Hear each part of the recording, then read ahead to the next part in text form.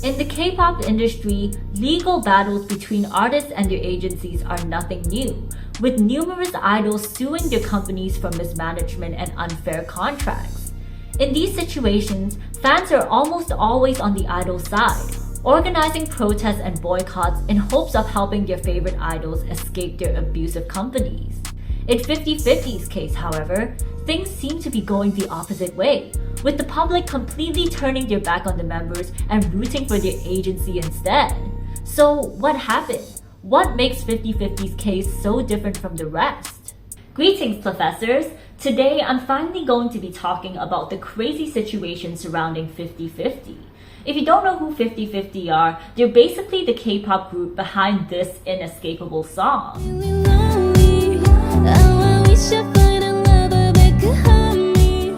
But just as inescapable as their music are all the controversies surrounding the group's legal battle with their company ATTRAKT, which, let's just say, hasn't exactly been going well for the 50/50 members. I mean, I've been listening to K-pop for almost 15 years now, and I don't think I've ever seen a lawsuit backfire this badly on the artists themselves. So if you're wondering what happened and why that is, then be sure to keep watching, because in this video, we're going to be breaking down everything that we know so far.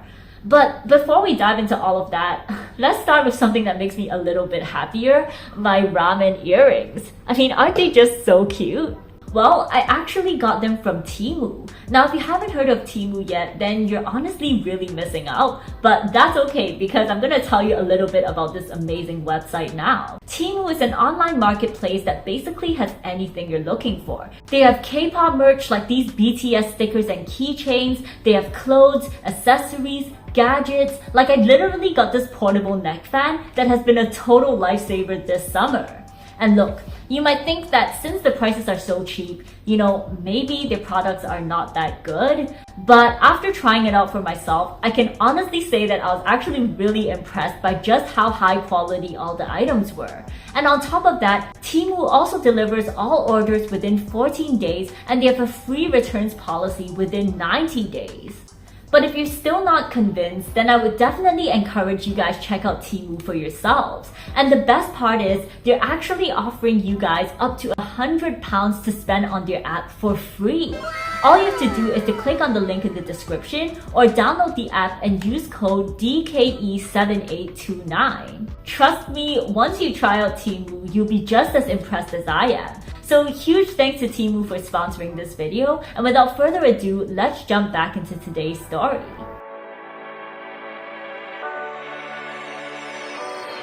In order to understand the 50/50 situation, we need to rewind all the way back to the group's formation. It all started in 2019 when two CEOs decided to collaborate together and form a girl group named 50/50. These two CEOs included Chun Hong-jun, the CEO of Star Crew Entertainment, and a man who's only referred to as CEO K, who led a production company called Camp. Somewhere along their discussions, they decided that Camp would mostly be in charge of things like overseas promotions and production. And so CEO K sent a couple of suitable employees to help with the 50/50 project. And one of these employees was a producer named An Sung-il, better known as Xian. Keep this guy in mind, by the way, because he plays a really important part in today's story. Things seemed to be going well for the first year or so. However, it wasn't long before creative differences started to emerge between CEO K and CEO Chun. And eventually, by January of 2021, CEO K had decided to pull out of the project entirely. And this obviously meant that he also took all of his staff with him, including producer An. This meant that now, CEO Chun had to look for new staff and new producers to help him continue with his project. And so he established a whole new company named ATTRAKT just for 50/50, and he went on the search to look for producers to join this new company. This was when CEO Chun came across producer An again. Except this time, producer An was no longer an employee at Camp, but rather had started his own company called The Givers.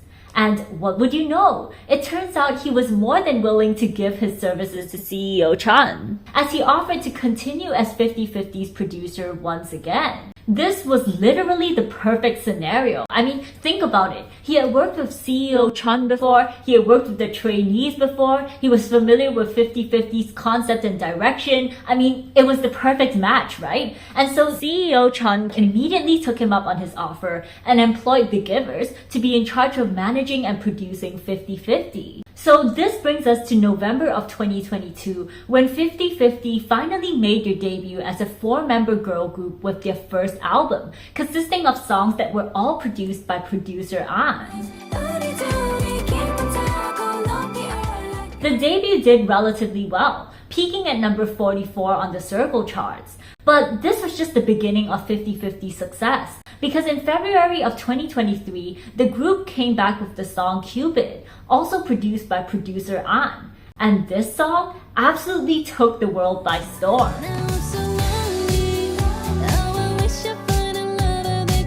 It was going viral on TikTok, it amassed over 400 million streams on Spotify, and it even charted on the Billboard Top 100 for 14 weeks straight, which I believe is the longest record for any girl group in K-pop history. 50/50 themselves also began receiving tons of sponsorship deals, and they were even set to feature in the Barbie movie, which was one of the most highly anticipated blockbusters this year. I mean, it really seems like they were well and truly on their way to becoming a top K-pop girl group.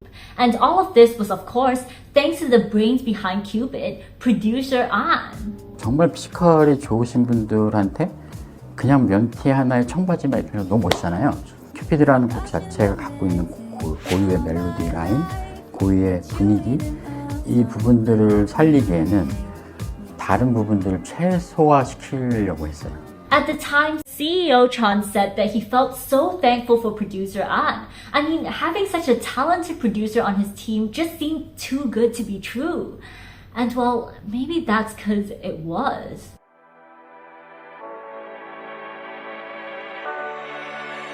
People first began noticing that something was wrong with 50/50 in May, shortly after one of the members, Aran, had surgery. The group suddenly went radio silent and stopped all their activities for weeks, leaving many of their fans feeling very concerned.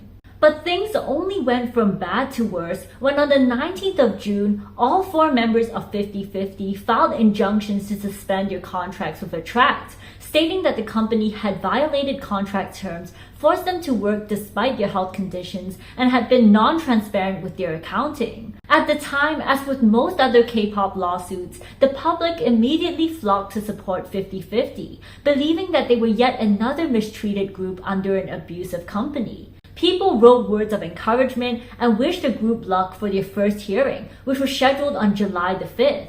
But then before that hearing could even take place, even more stuff went down when CEO Chun suddenly made a bizarre accusation that somebody was trying to poach 50/50 from ATTRAKT.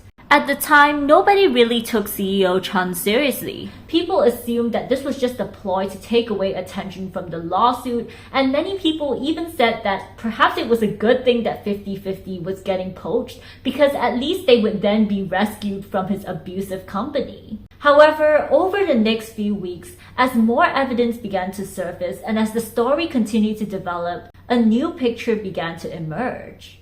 As it turns out, things had started going wrong as early as April this year, when 50/50 signed a contract with Warner Music Korea to help with overseas promotions. Now, initially, this seemed like a great partnership, especially since Warner Music had so many global connections. However, just a few weeks later, CEO Chun received a shocking phone call where he learned that Warner Music was no longer just partnering with 50/50, they were planning to buy 50/50. But he hadn't sold his group. So who did? Well, it turns out that it was none other than his own trusted producer, producer An. 너니?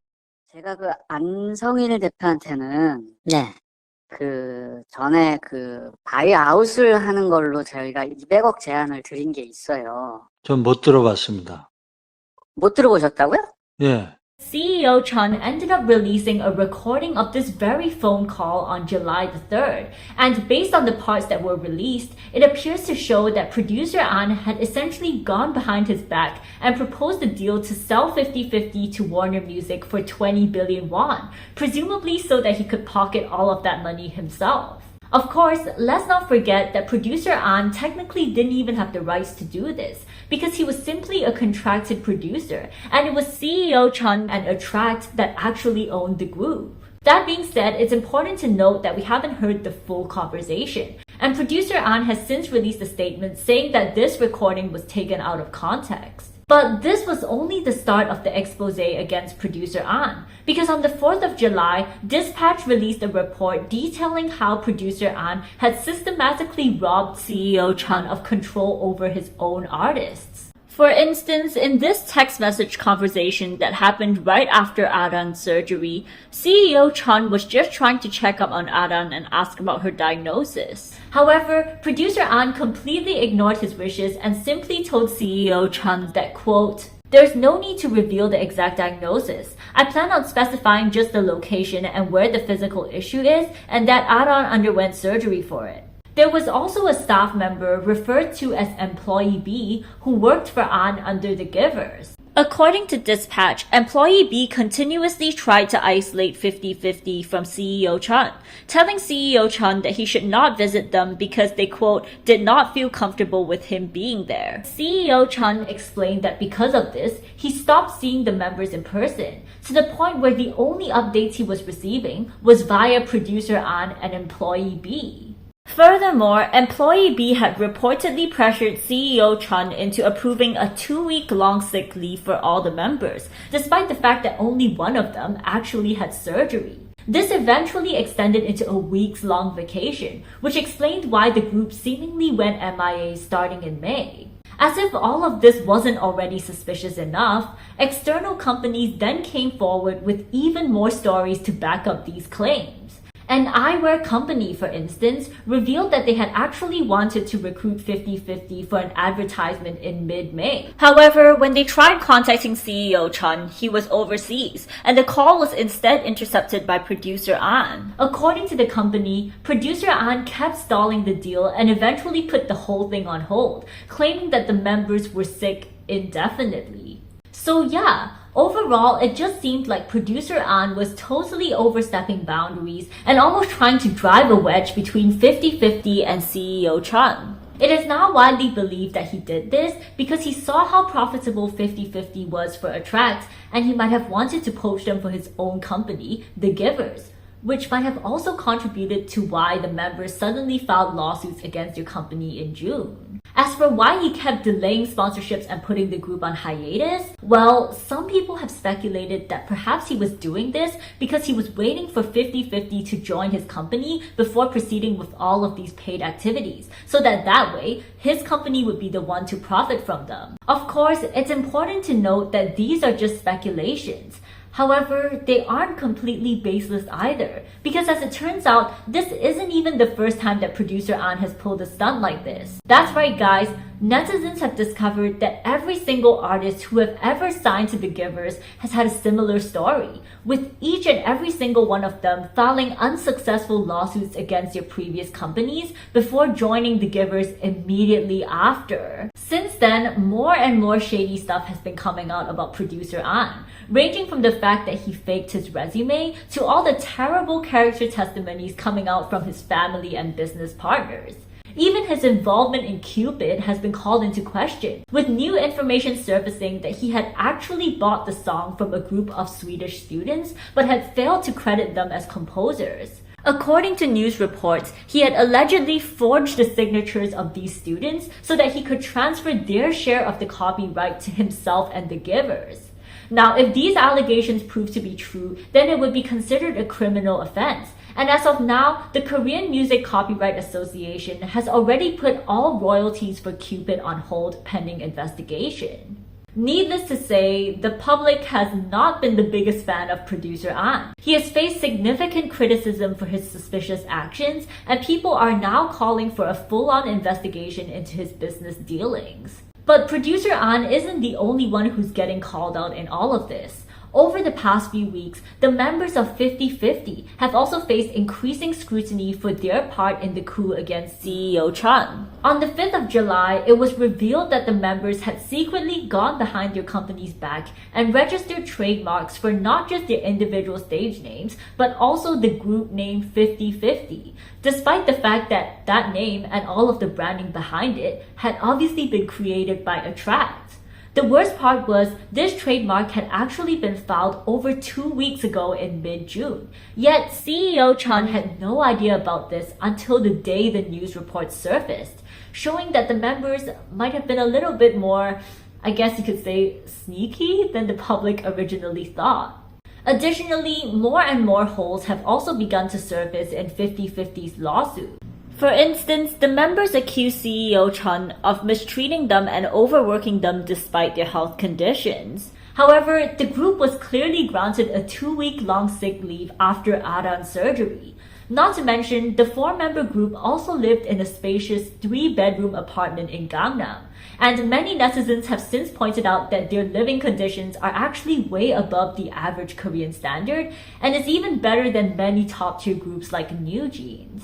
Another accusation from the lawsuit that has since been debunked is the issue regarding an investment contract. According to FiftyFifty's lawyer, CEO Chun received a 9 billion won investment from a company called Interpark. But rather than signing the investment contract under FiftyFifty's company ATTRAKT, CEO Chun instead chose to sign the investment contract using his other company, Star Crew Entertainment.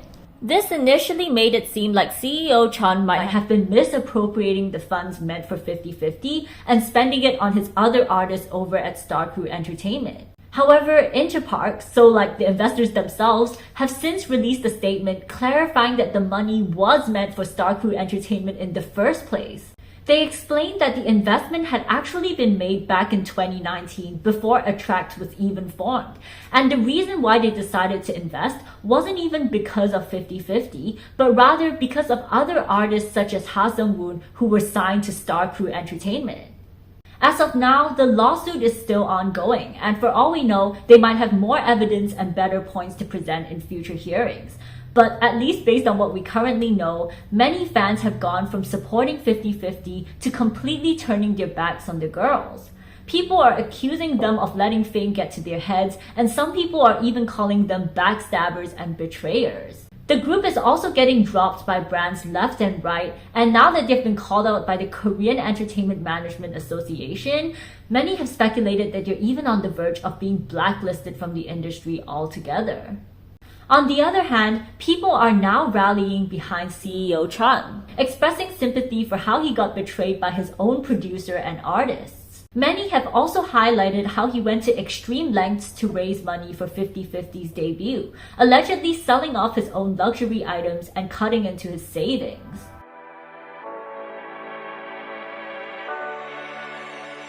Look, personally, I don't think that CEO Chun is a saint. He has made mistakes in his past and he hasn't always done a good job managing his artists. Hot shots. However, in the case of FiftyFifty, it appears that he really tried his best to create a good girl group. And at least based on what we know so far, there are no signs that he abused the girls in any way. Of course, I totally support K-pop idols getting good working conditions and fair pay. But at the end of the day, K-pop is also a business and not a charity. So considering how CEO Chun invested 8 billion won into making FiftyFifty what it is today, I can totally understand why he would expect the group to stay in his company for the duration of the contract and not just run off the moment they get famous. That being said, I hope people take into account the fact that the FiftyFifty members are still very young, and there's a chance that they might not be 100% informed on everything. Not to mention, considering the amount of time that they've been spending with producer An and the Givers, it's also possible that they might have been influenced into making certain decisions. Either way though, I still think it's way too early to completely jump to conclusions, so I'm just gonna keep an open mind and continue following this case to see how things go. But I'm interested to know what you guys think. Let me know your opinions on this topic in the comment section down below, and if you found this video informative, then please give it a thumbs up and subscribe. And yeah, I'll see you guys soon. Bye! Thank you for watching, and special thanks to my Patreon members for supporting my channel. If you'd like to watch reaction videos and other bonus content, then be sure to check that out on my Patreon.